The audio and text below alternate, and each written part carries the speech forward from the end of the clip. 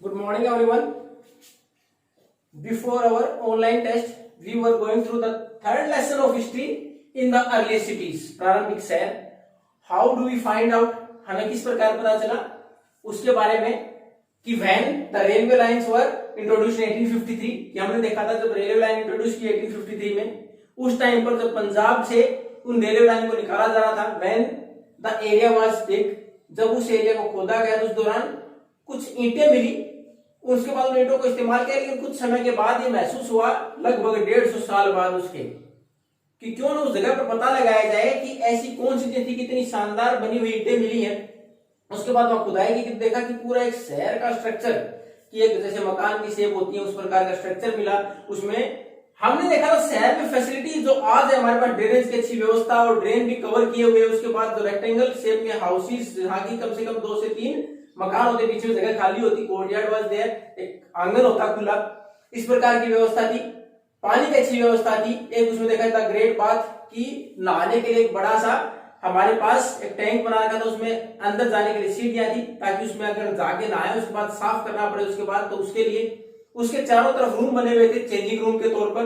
तो उस टाइम के ऊपर भी, यानी आज से 4,500 साल पहले भी इस प्रकार के शहर कभी रहे, जिनमें की अच्छे से ड्रेनेज की व्यवस्था, स्ट्रीट थी वो बिल्कुल स्ट्रेट थी, उसमें गलियां थी उनकी अच्छी से, यानी एक प्लान्ड सिटीज थे वो.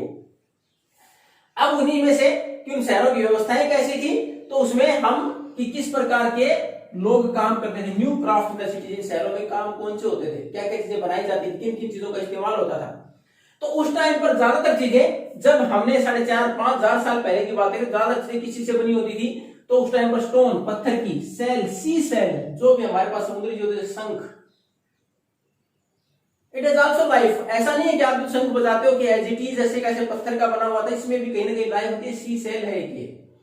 तो उसी प्रकार मेटल, या फिर जो हमारे पास आयरन, कॉपर, टिन, उसके अलावा ब्रोंज, गोल्ड, सिल्वर, ये सारे मेटल्स हैं, इनका इस्तेमाल होता है. और मेटल के तौर पर ज्यादातर किसका इस्तेमाल होता है, कॉपर, ब्रोंज, गोल्ड और सिल्वर.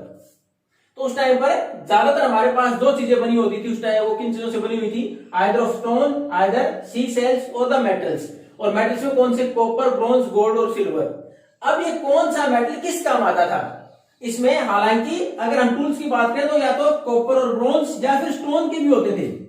जो उस टाइम पर टूल्स जो भी हम सामान्य जो घरेलू चीजों के लिए या फिर सामान्य तौर पर जो यंत्र इस्तेमाल करते ज्यादातर किससे बने होते थे, या तो किसके, पत्थर के, या फिर हमारे पास कॉपर और ब्रोंज के. अब अगर ब्रोंज की बात करें तो bronze is an alloy, bronze alloy है, यानी मिक्सचर ऑफ 2 मेटल्स. अब देखो कॉपर और टिन को मिला के तब ब्रोंज बना है, यानी कॉपर और टिन का मिक्सचर है ब्रोंज. अब ये काम आता टूल्स में, वेपन्स, क्योंकि उस टाइम पर ज्यादातर लोग बाहर शिकार करके भी खाते थे, तो वेपन्स, हथियार बनाने के लिए, ऑर्नामेंट्स, आभूषण बनाने के लिए, वेसल्स, बर्तन बनाने के लिए. अब उसके बाद गोल्ड और सिल्वर, गोल्ड और सिल्वर का ज्यादा इस्तेमाल होता है. ऑर्नामेंट्स आज भी ज्यादा इस्तेमाल इसी के लिए होता है, हम आभूषण बनाते हैं या फिर उनके बर्तन बनाने के लिए. क्योंकि राजा महाराजाओं के टाइम पर जो कीमती जो जितने मेटल्स होते थे, उनको जो उनके सबसे महत्वपूर्ण गेस्ट होते उनके लिए उन बर्तनों में खाना खिलाया जाता था. तो इस प्रकार के बर्तन भी बनते थे, लेकिन ज्यादातर किसके लिए, ऑर्नामेंट्स, आभूषणों के लिए. अब ये सारे हमारे पास जो व्यवस्थाएं जिस टाइम पर, यानी हमारे पास जो भी चीजें बनी होती, किन किन चीजों से बनी होती थी, आइदर स्टोन, सेल और मेटल. और मेटल में कॉपर, ब्रोंज, गोल्ड और सिल्वर. अब इनका इस्तेमाल क्या क्या था कि कॉपर और bronze basically use for tools, weapons, ornaments and vessels, and gold and silver ornaments and vessels. अब उसमें सबसे महत्वपूर्ण चीज एक और मिली, वो क्या थी, उसमें बीड्स. बीड्स क्या होते हैं, जो हम माला वगैरह पहनते हैं, उसमें राउंड शेप में आप जो मनके, उनको बोलते हैं बीड्स. उसके बाद वेट्स. अब वेट आजकल हम बाजार जाते कोई भी चीज लेके आते हैं कि 1 केजी चीनी, तो आप देखो केजी जो है जिससे कि उसको मापते हैं, तोलते हैं, वो क्या है, एक लोहे का एक मेजरमेंट है, जिसके ऊपर लिखा होता है 1 केजी, 2 केजी, 5 केजी. पहले किसी का था, पत्थर का था, पत्थर से माप तोल होता था, वो वहां देखोगे आप रेक्टेंगुलर शेप में. उसके बाद blades, to sharp the either of metal और द स्टोन, किसी भी चीज की शार्पनेस, आगे से तीखापन. जैसे हमारे पास नाइफ होता है, उसके आगे की ब्लेड इस प्रकार बात करते हैं, शेविंग ब्लेड होती है, तो उस प्रकार की ब्लेड उस वक्त किस प्रकार तैयार की गई, जिससे किसी चीज को फॉर चॉपिंग एंड कटिंग, किसी को काटना है फिर बारीक काटने के लिए चॉपिंग के लिए इस्तेमाल करते हो, ये सारी चीजें। उसके साथ साथ वहां बहुत सारी सील, जैसे हम कोई भी डॉक्यूमेंट अगर कहीं से भी वेरीफाई कराते हैं तो आप देखते हो जो भी अथॉरिटीज उनके पास सील मोहर, तो वहां पत्थर की कुछ मोहर भी मिली रेक्टेंगल शेप में, एंड एनिमल्स और carved out on those seals, उनके ऊपर किसी न किसी जानवर की पिक्चर बनी होती है, समथिंग वाज रिटन देयर, उसके ऊपर कुछ लिखा होता।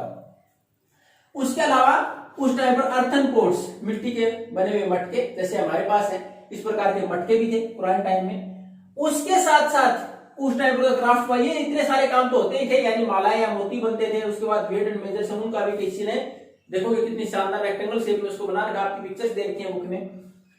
उसके साथ में मटके वगैरह बनाना। अब उसके साथ साथ सबसे महत्वपूर्ण उस टाइम पर जो कपड़े के तौर पर इस्तेमाल होता था कॉटन, और इसके अवशेष कहां मिले, ये मेहरगढ़ जो कि अब पाकिस्तान में है, हालांकि उस टाइम तो इंडिया का हिस्सा हुआ करता था। तो ये माना जाता है लगभग 7000 साल पहले ही कॉटन का डेवलपमेंट हो गया था।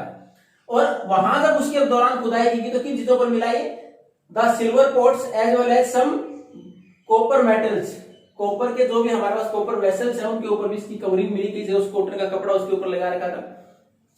उसके साथ साथ वहां एक चीज और मिली, वो क्या थी, स्पिनिंग व्हील, जो हमारे पास धागा बनाने के लिए पहले चरखा होता था। गांधी जी का अगर आपने पिक्चर बहुत सारी जगह देखी होगी, जहां भी आपने फोटो देखी उसका चरखा होता है, तो चरखा है उस प्रकार का एक स्ट्रक्चर भी मिला जिस पर कि उस धागे को बनाया जाता था। हालांकि वो बना हुआ किस चीज का था, उसमें देखा एक फेंस, एक ग्लेज्ड क्ले, यानी एक मिट्टी, चमकीली मिट्टी, उसको जैसे हमारे यहाँ ग्लास की कोटिंग होती है उस प्रकार उसका बना हुआ था। तो ये सारी चीजें, यानी कपड़ा भी उस टाइम पर बनाया जाता था। उस टाइम पर जितने हमारे पास टूल्स, वेपन्स, ये भी बनाए जाते हैं। उसके साथ बीड्स, वेट्स। अब उनके साथ साथ सारे जो काम करते हैं, क्या पॉसिबल है हर कोई व्यक्ति बना ले? आज भी पॉसिबल नहीं है कि सारी चीजें आती हो। हम अगर हमारे ऑर्नामेंट्स की बात करें तो हम सुनार के पास ही जाते हैं, अगर लोहे की ज्यादा चीजों की बात करें तो हम लोहार, गोल्ड स्मिथ, आयरन स्मिथ, ये हम इनके पास क्यों जाते हैं? क्योंकि ब्लैक स्मिथ जिसको हम लोहार बोलते हैं, तो ये सारी चीजें वो स्पेशलाइज है उस काम में, they have the specialization, they can make better than others. अगर और प्रयास करें तो बना सकते हैं, लेकिन उतना अच्छा नहीं बना सकते, क्योंकि उनका स्पेशलाइजेशन है, वो ज्यादा अच्छा बना सकते हैं। तो उस टाइम पर चीजें किसके द्वारा बनाई जाती? Who were skilled and specialized in these arts और क्राफ्ट, इनके अंदर जो स्पेशलाइज होते हैं वही लोग बनाते हैं। लेकिन कहीं भी ऐसा नहीं है कि ऐसा मेंशन हो these are made by man और वुमेन, ये नहीं पता था कि महिलाएं इसमें पारंगत थी या पुरुष थे, लेकिन ये स्पेशलाइज होते थे। वो दोनों हो सकते थे, हो सकता है किसी महिला के द्वारा सारी चीजें बनाई गई, हो सकता है किसी पुरुष के द्वारा सारी चीजें बनाई गई, लेकिन स्पेशलाइज के द्वारा काम होता था। सब स्पेशलाइज्ड नहीं हो सकते थे।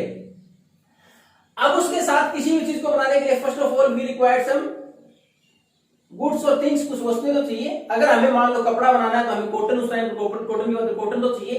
तो कॉटन उस कपड़े के लिए क्या होगा? रॉ मटेरियल, यानी किसी भी चीज को बनाने के लिए जो चीजें इस्तेमाल पहले होंगी रॉ मटेरियल उसका। अब ऑर्नामेंट्स, अगर हम चांदी का कोई बर्तन बना रहे हैं उसके लिए हमारा रॉ मटेरियल क्या हो गया? सिल्वर, चांदी। तो ये सारी चीजें जो रॉ मटेरियल है, ये सारा आएगा कहां से? तो हमने देखा कुछ तो हमें नेचुरली मिल जाता है। नेचुरली कि हमारे पास हमने मिनरल्स है, सिल्वर है, गोल्ड है, कॉपर है, ये मिनरल्स है, जमीन से खोदकर मिल गए, तो ये नेचुरल है। लेकिन कुछ एक which are produced by us, कुछ एक हमारे द्वारा है तो नेचुरली, जैसे हमने बात की कॉटन की, तो कॉटन नेचुरल है, लेकिन we are going to make the cloth, then we have to be specialised और skilled in the art of making cloth. धागा और कपड़ा बनाने में हमें उसमें स्किल होना पड़ेगा, किस प्रकार बनेगी वो। तो हमने फिर किसानों ने प्रोड्यूस की वो चीजें।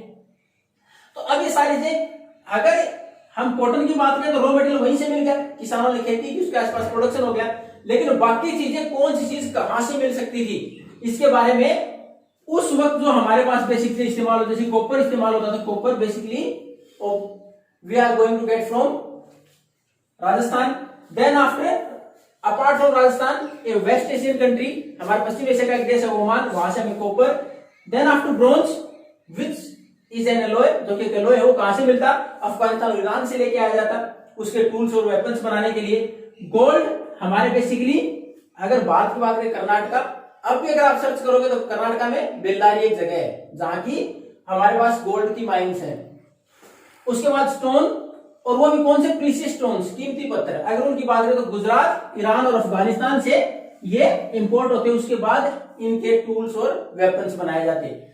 तो ये था हमारे यहाँ पुराने शहरों में क्राफ्ट कौन कौन से काम होते थे, tools, weapons, clothes, beads, weights और सील्स, ये सारी चीजें बनाई जाती, पोर्ट्स, ये सारे इस प्रकार के काम होते हैं। सारी चीजें रॉ मटेरियल कहां से आता है, डिफरेंट कंट्रीज हमने देखी कौन कौन सी चीज इस्तेमाल होती, जैसे गोल्ड है, सिल्वर है, कॉपर, ब्रोंज। तो ये सारी चीजें कहां अवेलेबल थी, किस प्रकार का इस्तेमाल होता था, कौन सी चीज से क्या बनता था। Now we are going to know about more developments in the earlier cities in the next class. Thank you.